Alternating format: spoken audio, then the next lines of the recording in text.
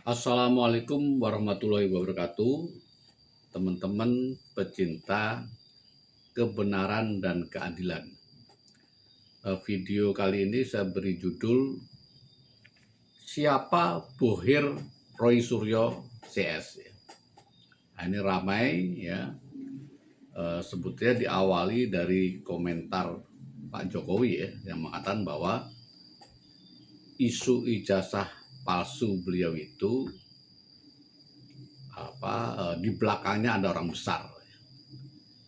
Ya karena alasannya kok sampai berlarut-larut dan sebagainya, itu bukan murni Roy Suryo, tapi di belakangnya itu ada orang-orang besar.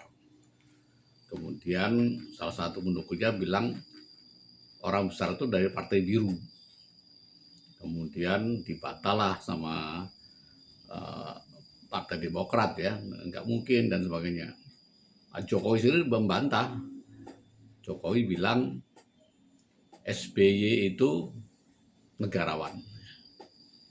Ya, saya setuju itu ya, SBY negarawan, tapi SBY-nya saja ya, bukan partainya, bukan keluarganya ya.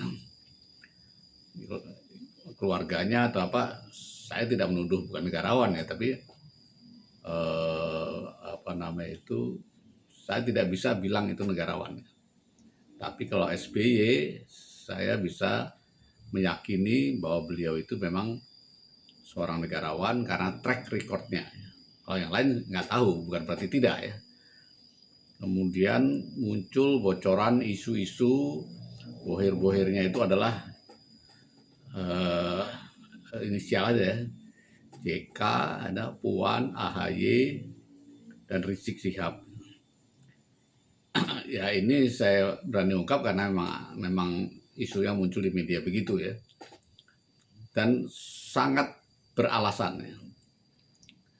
Kalau JK kemudian mereaksi dengan melaporkan, karena itu isunya dari Rismon dan beberapa YouTuber, maka itu dilaporkan oleh kuasa hukum JK.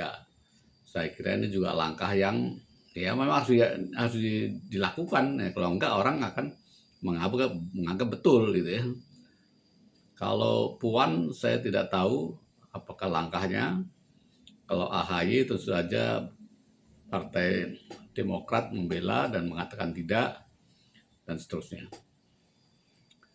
Nah, saya berpendapat ya, ini pendapat ya, bahwa isu adanya bohir di kasus ijazah Jokowi palsu Jokowi yang membacking Roy Suryo CS itu saya yakini 99,9% ya, secara logika ya.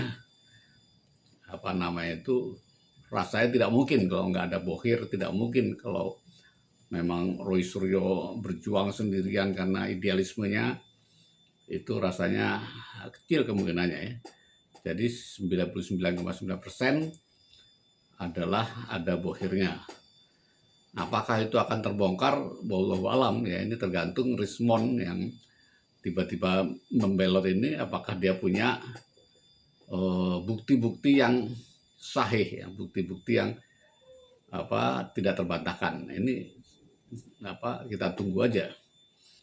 Tapi yang jelas saya melihat bahwa memang Roy Suryo sebagai pihak yang getol sekali, yang sudah setahun ini terus-terusan menyuarakan itu, memang mendapat keuntungan, benar manfaat dari isu ini. Pertama, dia merasa luapan kebencian tersalurkan.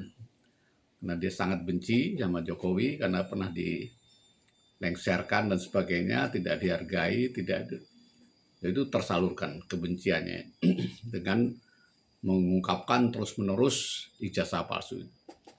Kemudian juga dia menjadi sosok sesuatu ya, sesuatu yang menonjol, yang dikagumi banyak orang, dipuji-puji banyak orang. Nah itu narsisnya tersalurkan, narsisismenya ya. Dia mendapat keuntungan di situ. Orang menyanjung dia, pahlawan, berani dan sebagainya. Itu kan suatu kenikmatan yang dia rasakan ya. Kemudian yang ketiga, dia juga dugaan saya ya patut diduga ya mendapat financial juga, mendapat keuntungan finansial dari aksi-aksinya ini. Jadi sangat logis ya, bahwa ada bohir di belakang itu adalah sesuatu yang sangat logis, sangat mungkin, saya meyakininya 99,9%. Apakah akan terbukti? Kita lihat selanjutnya. Kalaupun tidak, dia akan menjadi rumors yang merupakan reaksi atau titik balik dari selama ini yang mendera Jokowi itu menjadi berbalik ya. Jadi ini keuntungan menurut saya, meskipun kita butuh menjadi rumor-rumor dan seterusnya, merupakan keuntungan dari Pak Jokowi karena nama baiknya mungkin akan terperbaiki karena memang dia dizolimi ya, difitnah dan sebagainya. Nah, kalau rumor-rumor itu kemudian diisi dengan bukti-bukti yang membuat orang percaya ya. Kalau bukti-bukti tentang ijazah palsu itu kan sebagian besar orang nggak percaya karena terbukti bohong semua kan. Nah, kita lihat sekarang bukti-bukti dari Rismon ini bisa membuat orang percaya apa tidak, atau bahkan bisa sampai ke pengadilan ya, atau tidak. Tapi yang jelas ini titik balik di mana mungkin nama Pak Jokowi dan keluarga akan lebih terperbaiki. Orang merasa kasihan, orang menjadi yakin bahwa dia dizolimi, bahwa ada skenario dan sebagainya dan sebagainya. Jadi itu saja, ini untuk ulasan atau analisis ya, analisis dari seseorang saja yang melihat situasi dan kondisi yang berkembang baru-baru ini.